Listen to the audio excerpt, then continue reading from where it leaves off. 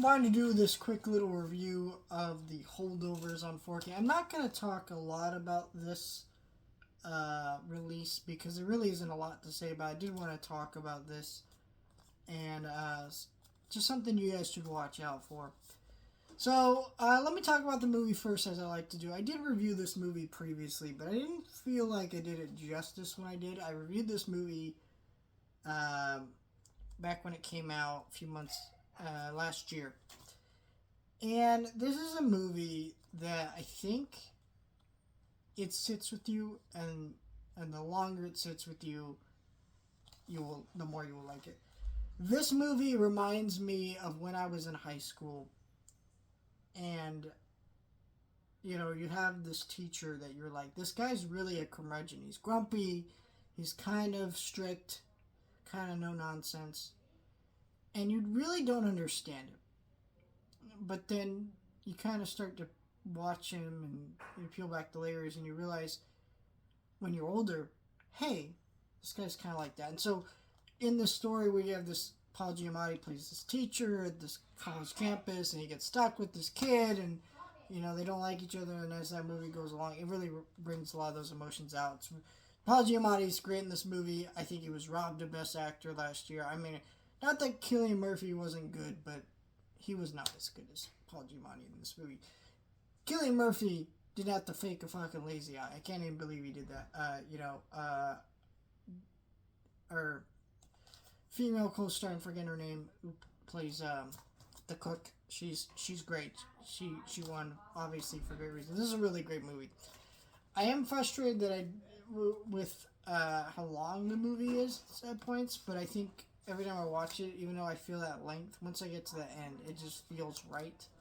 And so, it is a little bit too long. Certain things could have been trimmed down, but it's still a fantastic movie. So let me say what you should watch out for that I mentioned at the beginning of this review. Universal now seems to be having a deal with Sony. Or not Sony, Shout.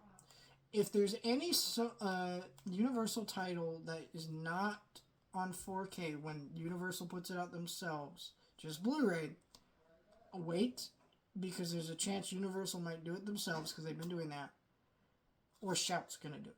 And me, I was very frustrated because I adored this movie. I've seen it multiple times at this vinyl soundtrack, and this is now a staple in my household for Christmas time. It's Christmas literally yesterday, the time I'm recording this video. You'll see this video next week. But I watched this at Christmas, and I will probably do that every year. This might be my go-to-bed Christmas movie. I think last night was Christmas Vacation, but I don't know. I watched this one earlier in the day. It's just a really wonderful movie, and so I knew I had to upgrade, but it is frustrating to, as a collector, to rebuy stuff. And I don't really get how certain movies like this, which are obviously awards contenders, don't get immediate 4K releases. People want these. I don't know, but it is a great release. The 4K isn't a major upgrade. Blu-ray looks just as good, but it definitely looks a little bit cleaner. There's no new special features in here. It's literally just the Blu-ray disc special features on the Blu-ray disc, and then there's the 4K with the movie. So, something to watch out for if you're a fan of this movie and other movies like this coming from Universal. Maybe don't buy day one, because buying day one is kind of creating some of these problems, and I'm not liking it. I think it's I know that someone said, well, they have to dictate the market, but some of these movies are very obvious titles. Like Megan is one of them. I'm sorry. It needs a 4K, and yet you don't put it out, and that's weird that they did that. So I'm not sure what decision making goes into that. But yeah, great movie. Want to talk about that.